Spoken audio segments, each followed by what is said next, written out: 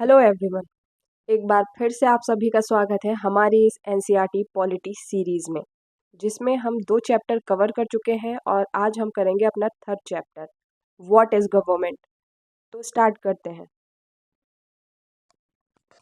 Government क्या होता है? पहले चैप्टर में हमने डाइवर्सिटी को समझा।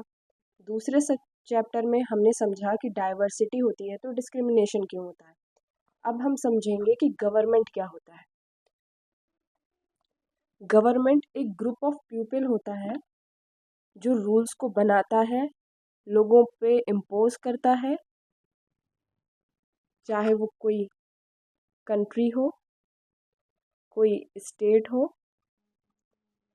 या फिर कोई कम्युनिटी हो। उस ग्रुप ऑफ पीपल को गवर्नमेंट कहा जाता है। बेसिकली गवर्नमेंट की ज़रूरत क्यों पड़ती है? जब किसी पहले हम समझते हैं कंट्री किसे कहा जाता है। हमारे कॉन्स्टिट्यूशन में कंट्री को स्टेट भी कहा गया है, मानने के लिए सिर्फ। स्टेट की क्या परिभाषा होती है? स्टेट वो होता है जिसमें पॉपुलेशन हो, या मतलब जहाँ लोग रहते हों। सेकंड, जिसमें टेरिटरी हो, फिजिकल या जोग्राफिकल टेरिटरी हो। सॉवरेनिटी हो। सॉवरेनिटी का मतलब होता है सुप्रीम पावर, यानी कि हम अपने बारे में फैसला ले सकें, सुप्रीम पावर हो। और उसकी एक गवर्नमेंट हो। उस जगह उस कंट्री को हम स्टेट मानते हैं, सिर्फ एक हाइपोथेटिकल लैंग्वेज में है वो कंट्री ही। तो ये जो गवर्नमेंट है, इसका काम है बेसिकली जहाँ पे एक सॉर्ट ऑफ पीपल रहते हैं, उनके लिए लॉज बनाना, ताकि वो सब एक दूसरे के साथ बिना एक दूसरे को परेशान किए एक संग रह सकें।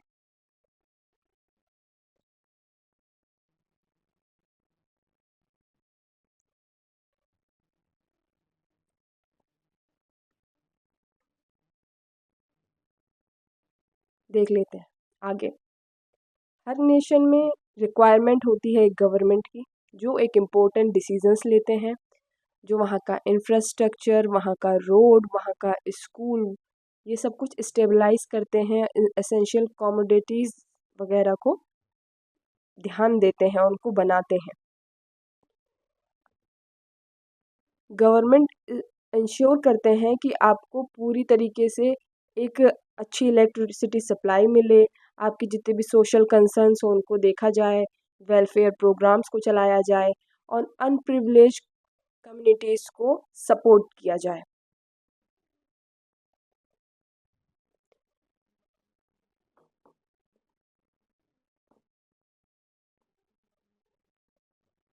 गवर्नमेंट को और अच्छे से समझते हैं। गवर्नमेंट के 3 पार्ट्स होते हैं। गवर्नमेंट के 3 पार्ट्स होते हैं। पहला होता है लेजिस्लेटिव, दूसरा है एग्जीक्यूटिव और तीसरा है जुडिशरी।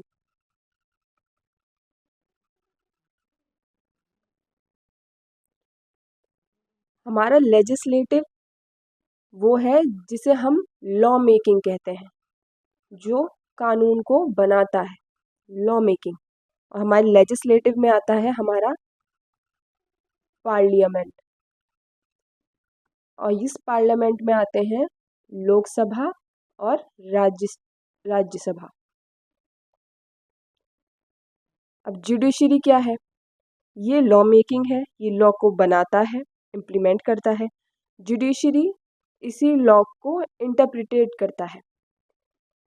एससी और एचसी, हाई कोर्ट और सुप्रीम कोर्ट हमारे जुडिशरी में आते हैं, जो बेसिकली हमें मीनिंग बताते हैं हमारे लॉ का।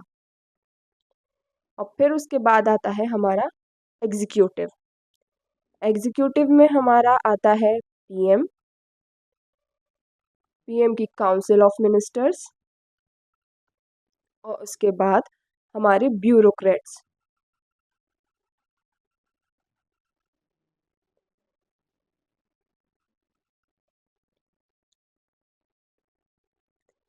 ये लॉ मेकिंग करते हैं, ये लॉ को इम्प्लीमेंट करते हैं, एग्जीक्यूटिव इम्प्लीमेंट करती है और जुडिशरी हमारे लॉ को इंटरप्रेट करती है, यानी उसका सही मतलब बताती है।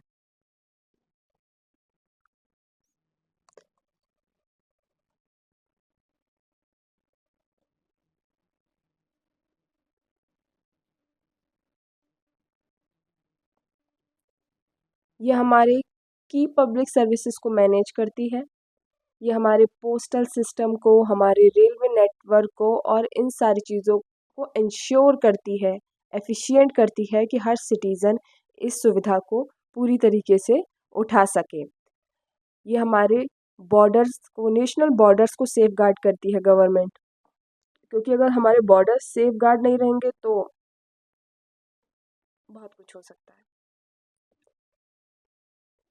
ये हमारे दूसरे कंट्रीज़ के संग डिप्लोमेटिक रिलेशन बनाती है, हमारी फूड सिक्योरिटी को इंश्योर करती है, हेल्थ क्वालिटी को इंश्योर करती है।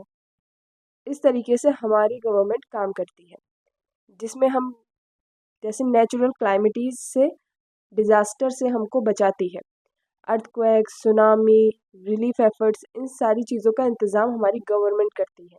आप सबने कभी ना कभी देखा होगा एनडीआरएफ की टीम को, जब कोई नेचुरल क्लाइमिटीज़ आ जाती है, कहीं अर्थक्वेक आया, कहीं सुनामी आई या बाढ़ आया, तो वहाँ पे एनडीआरएफ की टीम को भेजा जाता है, मिलिट्री भी लगती है। तो ये रिलीफ एफर्ट्स हैं जो गवर्नमेंट करती है कॉमन पीपल्स के लिए, ताकि उनको सेफ रखा जा सके।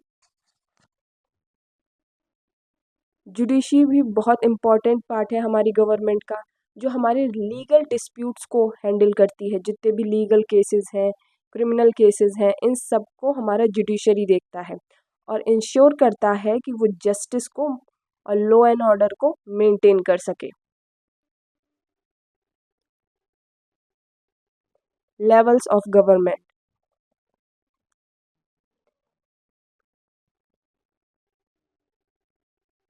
समझते हैं लेवल्स ऑफ गवर्नमेंट क्या होता है।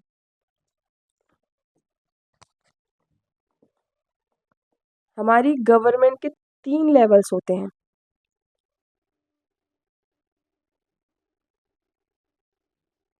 पहला हो गया यूनियन, जिसको हम कैबिनेट गवर्नमेंट भी कहते हैं। दूसरा है स्टेट गवर्नमेंट,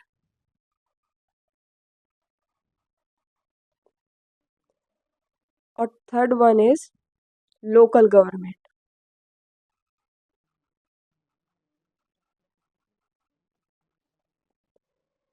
यूनियन गवर्नमेंट में पीएम होते हैं, एक पीएम होता है, और फिर उसके बाद सुप्रीम कोर्ट होता है,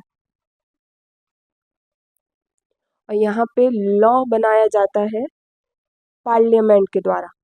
पार्लियामेंट यानी कि संसद के द्वारा। और इस पार्लियामेंट में 2 हाउस होते हैं, Lok Sabha and Rajya Sabha. State government, state government में सीएम होता है। जुडिशरी हमारा संभालता है वहाँ का हाई कोर्ट, और यहाँ लॉ बनाया जाता है स्टेट लेजिस्लेटिव असेंबली के द्वारा, जिसे हम विधानसभा के नाम से भी जानते हैं।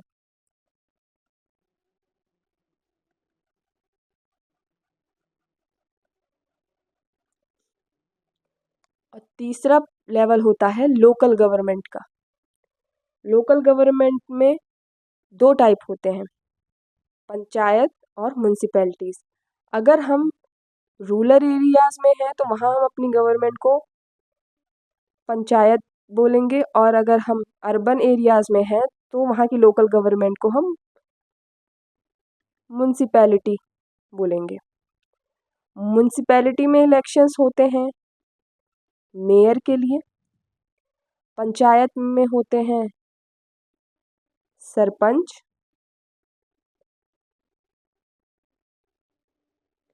और यहाँ पर जुडिशरी होती है डिस्ट्रिक्ट कोर्ट के पास। और यहाँ कोई लॉ मेकिंग प्रोसेस नहीं है। जो लॉ स्टेट में या फिर सेंट्रल बने हुए हैं वही लॉ इंश्योर किए जाते हैं यहाँ पे।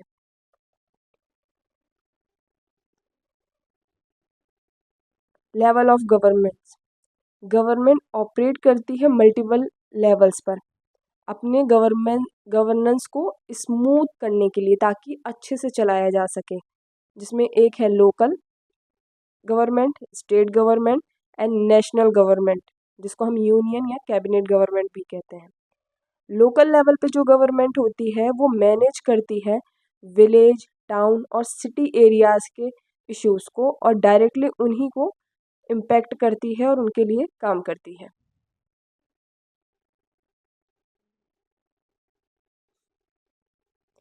स्टेट लेवल की जो गवर्नमेंट होती है वो एंटायर स्टेट के लिए काम करती है, यानी कि जैसे आप ये देख रहे हैं डिवीज़न, एडमिनिस्ट्रेटिव डिवीजन्स आपको दिख रहे होंगे, ये अलग अलग स्टेट के हिस्से हैं। तो यहाँ की जो गवर्नमेंट होगी वो सिर्फ यहाँ के लिए ही काम करेगी। जैसे हरियाणा की गवर्नमेंट हरियाणा के लिए काम करेगी, वो हरियाणा में ही सड़कें बनाएगी, हरियाणा के ही स्कूल्स में सुविधा देगी। असम की गवर्नमेंट असम के स्टेट के लिए काम करेगी। इस तरीके से वो अपनी पॉलिसीज़ को बनाते हैं और अपने प्रोग्राम्स को एक पर्टिकुलर स्टेट में ही चलाते हैं जहाँ की वो गवर्नमेंट है, ताकि लार्जर पॉपुलेशन को अफेक्टेड किया जा सके, उनको इसका लाभ मिल सके। और नेशनल मैटर्स को हैंडल करती है, जो बड़े मैटर्स हैं वो पूरे कंट्री को देखती है, हमारी डिफेंस को, फॉरेन रिलेशंस को और इकोनॉमिक पॉलिसीज़ को मैनेज करती है।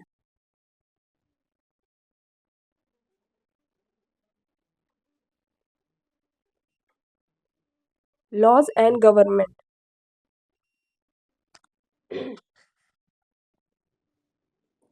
गवर्नमेंट लॉज बनाती है, उनको इन्फोर्स करती है और मेंटेन करती है लॉ एंड ऑर्डर को, ताकि स्मूथ गवर्नेंस की जा सके कंट्री में। एक एग्जाम्पल से देखते हैं, अगर कोई मोटर व्हीकल है जिसके पास एक वैलिड लाइसेंस है और वो क्या कहते हैं किसी भी तरह की पेनाल्टीज़ को फेस करता है, फाइन इम्प्रिजमेंट करता है। जैसे कि आप कहीं जा रहे हैं और कहीं की स्पीड लिमिट है 100 और आपने उसको क्रॉस कर दिया, आप 110 से ऊपर चले गए, तो आपका चालान कटेगा, वो पेनाल्टी आपको पे करनी पड़ेगी। तो ये सारे लॉज बनाए हैं गवर्नमेंट ने, बनाए गए हैं गवर्नमेंट के द्वारा, इम्प्लीमेंट हमसे करवाता है एग्जीक्यूटिव, और जो भी इसको और इसका मतलब हमें किसने बताया है, जुडिशरी ने। इस तरीके से एग्जीक्यूटिव काम करता है।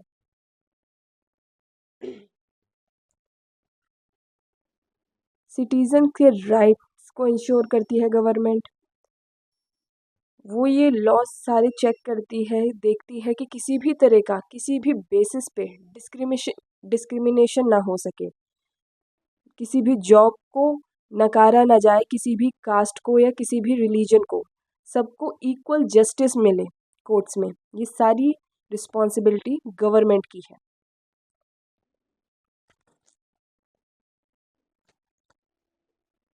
जुडिशरी का पावर ये है कि वो सारे डायरेक्टिव इश्यूज़ को हैंडल करता है, वो इंश्योर करता है कि लॉ प्रॉपरली मेंटेन रहे, लॉ में फेयरनेस रहे, लॉ प्रोटेक्टिंग हर इंडिविजुअल को प्रोटेक्ट करे और उनके राइट्स को प्रोटेक्ट करे।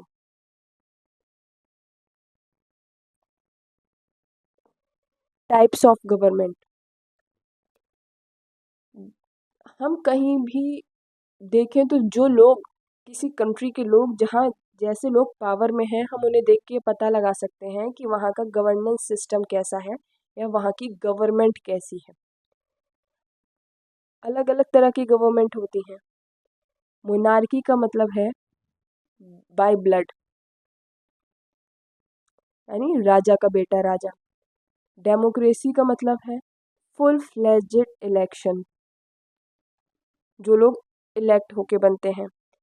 डिक्टेटरशिप या फिर अथॉरिटेरिज्म कह सकते हैं, जो ना तो इलेक्टेड है और ना ही कोई ब्लड से रिलेशन है, यानी फुल फ्लैश इलेक्शन नहीं है, या फिर हम इसे नॉन इलेक्टेड भी कह सकते हैं। थ्योरोक्रेसी, जो किसी धर्म के बेसिस पे बने, जितने भी रूल हैं वो किसी रिलीजन के बेसिस पे हो। रिपब्लिक, ये काइंड ऑफ डेमोक्रेसी ही होती है।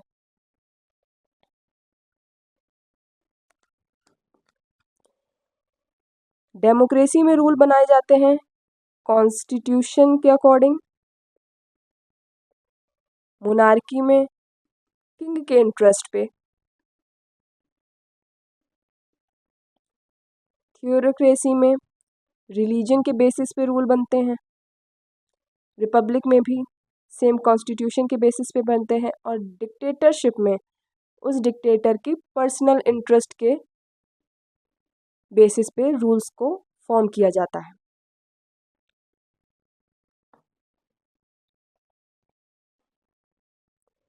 डेमोक्रेसी में अथॉरिटी दी जाती है कुछ सेट ऑफ पीपल को, जो पार्टिसिपेट कर सकते हैं इलेक्शन में और जिनको पीपल्स का रिप्रेजेंटेटिव करके हम चूज करते हैं।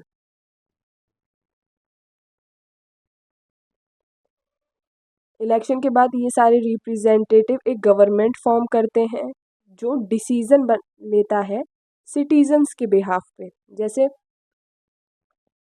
ये सॉर्ट ऑफ पीपल हैं जो सिटीजन्स हैं। अभी हर इंसान इलेक्शन नहीं लड़ सकता, लेकिन कुछ लोग हैं जिनको अपना रिप्रेजेंटेटिव बना के इन्होंने इलेक्ट किया है। अब ये इनके बेसिस पे डिसीजन मेकिंग में हेल्प करेंगे और ये पीपल के बिहाफ पे डिसीजन बनाएंगे। की फीचर है डेमोक्रेसी का अकाउंटेबिलिटी। अकाउंटेबिलिटी मतलब हमें इसके लिए रिस्पॉन्सिबिलिटी खुद उठानी होगी। जो भी हम करेंगे एज अ लीडर, उस सारे एक्शन को जस्टिफाई करना होगा और अपने डिसीजन के लिए रिस्पॉन्सिबल होना होगा पब्लिक के प्रति कि हम ऐसा क्यों कर रहे हैं। इसकी जिम्मेदारी उन लोगों की होगी जिनको इलेक्ट करके एज अ रिप्रेजेंटेटिव चुना गया है। मोनार्की में एक सिंगल लीडर होता है, या तो किंग या तो क्वीन, जो ब्लड और फिर इसी तरीके से इनका बेटा किंग का बेटा फिर किंग बन जाता है, किंग का बेटा फिर किंग बन जाता है, यानी राजा का बेटा राजा बनेगा। और सारी की सारी अथॉरिटी इनमें इन्वेस्ट होती है। पूरी अथॉरिटी इनके पास होती है। कोई भी बाहर से कुछ भी इसमें नहीं कर सकता।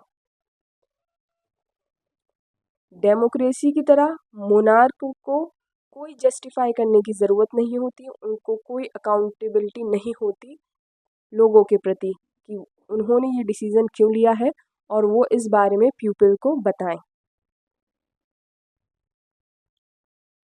उनका पावर स्ट्रक्चर सेंट्रलाइज्ड होता है। जो एक बार उन्होंने फैसला ले लिया वो ही उनका फैसला होता है, उसमें पीपल का कोई भी इंटरफेरेंस नहीं होता। डेमोक्रेटिक गवर्नमेंट, इंडिया में डेमोक्रेटिक गवर्नमेंट है और इंडिया एक डेमोक्रेटिक नेशन है। लेकिन ये स्टेटस भी बहुत ज़्यादा स्ट्रगल के बाद मिला इंडिया के लोगों को। और आज भी लोग वर्ल्ड की कई जगह कई सोसाइटीज़ में आज भी डेमोक्रेसी के लिए लड़ रहे हैं। और डेमोक्रेसी का कोर प्रिंसिपल ये है कि power belongs to the people. जो पावर है वो लोगों में निहित है। मॉडर्न डेमोक्रेसी का प्राइमरी सोर्स है रिप्रेजेंटेटिव। वहाँ का रिप्रेजेंटेटिव है सिटीज़न। सिटीज़न जो लीडर्स को इलेक्ट करता है वो उसके लॉज को और पॉलिसी मेकिंग में पीपल के बिहाफ पे डिसीजन लेते हैं।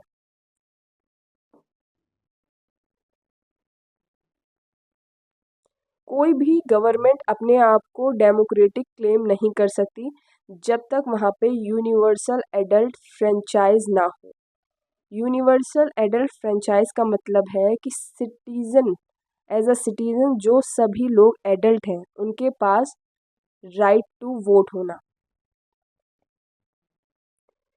अगर सबके पास राइट टू वोट है तो यानी कि वो गवर्नमेंट डेमोक्रेटिक है, और अगर ऐसा नहीं है तो कोई भी गवर्नमेंट अपने आप को डेमोक्रेटिक घोषित नहीं कर सकती। हिस्टोरिकली देखें तो वोटिंग राइट्स सबके पास नहीं थे, सिर्फ उन लोगों के पास थे जिनके पास अच्छा पैसा है या अच्छी एजुकेशन है या फिर कोई प्रॉपर्टी ओनरशिप है। लेकिन इसमें से वुमेन को पूरी तरह से एक्सक्लूड कर दिया था, इकोनॉमिकली डिसएडवांटेज के बेसिस पे। उनको इसमें कोई पार्टनरशिप नहीं दी गई थी, ना ही कोई हक था कि वो राइट नहीं था उनके पास कि वो वोट कर सकें।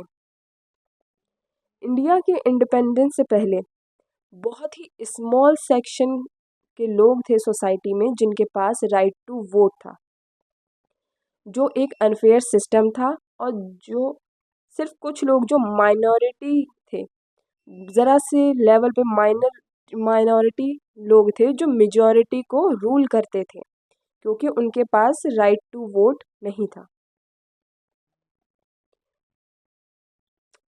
हमारे इंडिया में बहुत सारे विजनरी लीडर्स हुए हैं, जिसमें से एक थे महात्मा गांधी, और महात्मा गांधी ने इस डिस्क्रिमिनेशन को अपोज किया और इक्वल वोटिंग राइट्स की डिमांड उठाई सभी एडल्ट्स के लिए। 1931 में हमारे इंडिया में सिर्फ वेल्दी लोगों के पास वोटिंग राइट हुआ करते थे, और जिसको महात्मा गांधी ने अपोज किया और इक्वल वोटिंग राइट्स के लिए आवाज़ उठाई, और फिर यूनिवर्सल सफरेज की मांग उठी।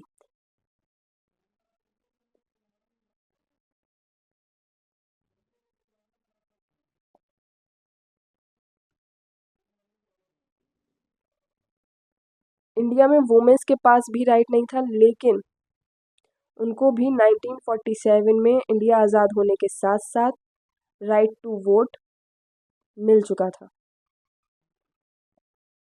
अब एक बार हम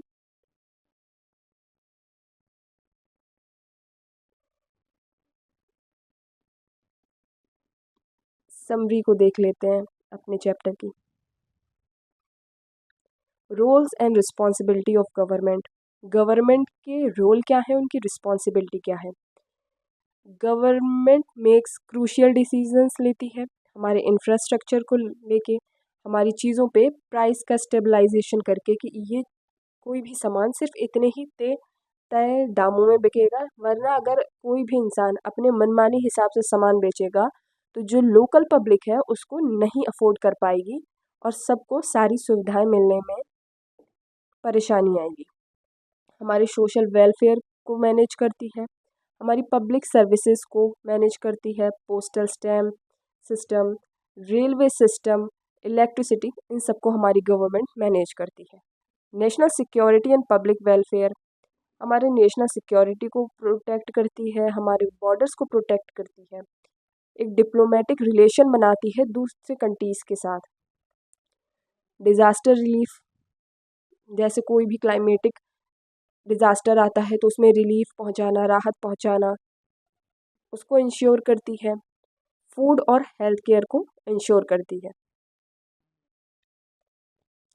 लेवल ऑफ गवर्नमेंट, गवर्नेंस के 3 लेवल होते हैं, लोकल, स्टेट और नेशनल। स्टेट में इसको एक बार और देख लेते हैं। स्टेट में आते हैं पीएम, जो हेड होते हैं, और यहाँ जुडिशरी होती है सुप्रीम कोर्ट। ये है हमारा नेशनल, जिसको हम यूनियन गवर्नमेंट भी कहते हैं या कैबिनेट गवर्नमेंट।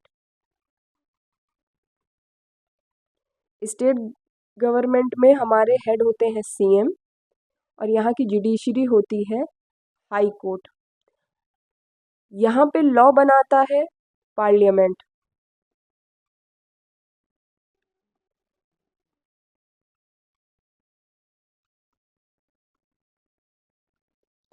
और यहाँ पे लॉ बनाता है विधानसभा, स्टेट लेजिस्लेटिव असेंबली। अब लोकल गवर्नमेंट।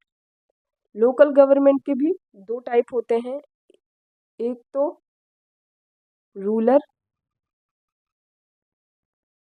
और दूसरा अर्बन। जो रूलर में होते हैं उनको हम पंचायत कहते हैं। पंचायत में हेड होते हैं हमारे सरपंच, और अर्बन में होता है हमारा म्युनिसिपैलिटी, और यहाँ पे हेड होता है mayor,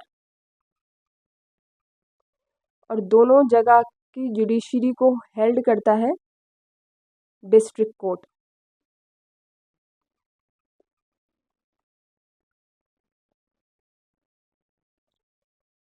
laws and justice system. Law create किए जाते हैं, इन्फोर्स किए जाते हैं, जिससे कि जुडिशरी और लॉ एंड ऑर्डर मेंटेन रहे, जस्टिस इंश्योर रहे, हर सिटीज़न को इक्वल राइट मिले, उनकी लीगल राइट्स की प्रोटेक्शन हो सके, और कोई भी किसी भी तरह का लॉ वायलेट ना करे। Democracy versus monarchy. डेमोक्रेसी वो डेमोक्रेसी वो टाइप ऑफ गवर्नमेंट है जिसमें पीपल के द्वारा इलेक्ट किए जाते हैं रिप्रेजेंटेटिव, और उनकी अकाउंटेबिलिटी बनती है लोगों के प्रति। और मोनार्की वो सॉर्ट ऑफ गवर्नमेंट है जो कंसंट्रेट करती है सिंगल रूलर होने पे, और उनकी पब्लिक के लिए कोई भी अकाउंटेबिलिटी नहीं बनती। India's struggle for democracy. India का स्ट्रगल डेमोक्रेसी के लिए बहुत सालों से चलता आया है, और इसमें इस स्ट्रगल की सबसे अच्छी बात यह है कि हमने यूनिवर्सल एडल्ट फ्रेंचाइज को इंश्योर किया कि वोटिंग राइट्स हर एडल्ट सिटीज़न के पास हमारे कंट्री में हो। और इस प्रिंसिपल को स्ट्रांगली एडवोकेट किया था महात्मा गांधी ने। यूनिवर्सल एडल्ट फ्रेंचाइज का मतलब है कि कंट्री में प्रेजेंट सभी एडल्ट के पास वोटिंग राइट हो, ताकि वो अपनी गवर्नमेंट को चुन सकें। Women suffrage movement. Women suffrage movement लगातार कई सालों तक चलता रहा, अलग अलग कंट्रीज़ में, यूएसए, यूके, यहाँ पर लगातार फ्रेंच में, ताकि उन्हें इक्वल वोटिंग राइट्स मिले। इसकी वजह से उन्हें जेल में भी डाला गया, उन्होंने भूख हड़ताल की और अपनी इक्वालिटी की डिमांड की इस मूवमेंट को चलाते हुए, जिसको हमने वुमेन सफरेज मूवमेंट का नाम दिया। और ग्लोबली अचीवमेंट कब हुआ वुमेन वोटिंग राइट्स का? तो यूएसए में वुमेन्स को पहली बार वोटिंग राइट्स दिए गए 1920 में, और यूके में वोटिंग राइट्स दिए गए 1928 में।